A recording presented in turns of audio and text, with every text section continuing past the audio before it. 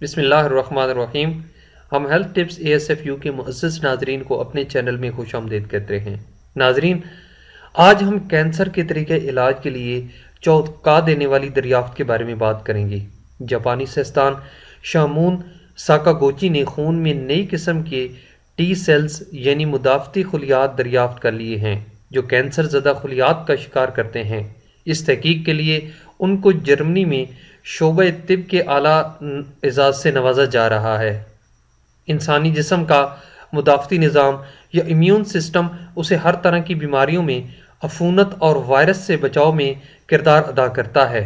جاپانی ریسرچر شامون ساکاگوچی نے ریگولیٹری ٹی سیلز ٹریگ کے بارے میں تحقیق کی ہے کہ وہ خون میں صحت مند خلیات کو نظر انداز کر کے کینسر زدہ خلیات کا شکار کرتے ہیں۔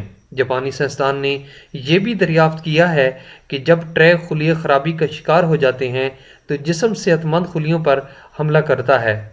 ساکاگوچی کی اس حیرت انگیز تحقیق کی وجہ سے انہیں جرمنی میں آئندہ ماہ شعبہ طب کے پال ایرلش اور لڈوگ ڈارم اسٹیٹر پرائز سے نوازا جا رہا ہے۔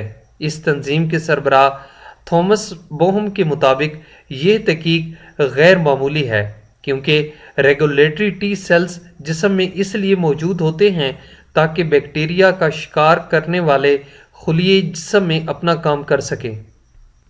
علاوہ ازیں ٹریگ سیلز انسان کے مدافعتی نظام کو ناگزیر حصہ ہیں۔ وہ سیلف کنٹرول کو برقرار رکھنے میں مدد کرتے ہیں، یعنی مدافعتی نظام میں یہ تفریق کرنا کہ کون سے صحت مند خلیے ہیں اور کون سے نقصان دہ۔ اگر یہ نظام کام نہیں کرتا ہے تو ٹائپ 1 ذیابیطس اور جلد کے کینسر جیسی بیماریوں کا خطرہ لاحق ہو سکتا ہے۔ بوہم مزید بتاتے ہیں کہ اس قسم کے خلیات کی دریافت اس وجہ سے بھی انتہائی غیر معمولی ہے کیونکہ یہ کینسر سے لڑنے میں مدد کر سکتے ہیں۔ بوہم کے مطابق ٹی سیلز کے حوالے سے ابھی بھی متعدد لیبارٹریز میں مطالعات جاری ہیں اور اس کے نتائج دیکھنے کے لیے انتظار کیا جا رہا ہے۔ تو ناظرین، یہ تھی آج کی ویڈیو۔